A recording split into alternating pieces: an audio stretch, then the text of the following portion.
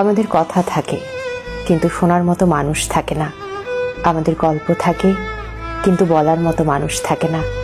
জীবনের একটা সময়ে আমরা চরম নিঃসঙ্গতার মধ্য দিয়ে কাটাই, অথচ সেই সময়টাতেই আমাদের সবচেয়ে বেশি সঙ্গের প্রয়োজন থাকে। অতঃপর ধীরে ধীরে নিঃসঙ্গতার সাথে লড়াই করতে করতে আমরা একাকিত্বকে বরণ করতে শিখে যাই, নিজের মাঝে নিজেকে গুটিয়ে নেই, কথাগুলো হজম করে ফেলি, গল্পগুলো ভুলে যাই। ঠিক সেই সময়ে আমাদের চারপাশে নতুন করে মানুষের ভিড় জমে, অথচ ততদিনে ভেতরের আমিটা অন্য এক আমিতে রূপ নিয়ে ফেলে। তখন কেউ বারবার জিজ্ঞেস করেও একটা শব্দ মুখ থেকে বের করতে পারে না। কথা শোনার হাজারো মানুষ থাকলেও তাদের সাথে মন খুলে কথা বলা হয়ে ওঠে না। গল্প শুনতে চাইলেও নীরবে এড়িয়ে যাওয়া হয়।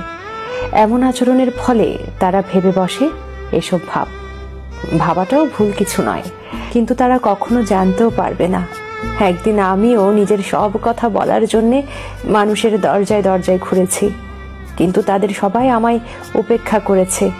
তাদের সেই উপেক্ষায় আমায় বদলে দিয়েছে। আর এখনের আমিটা চাইলেও আগের আমিতে ফিরতে পারবো না।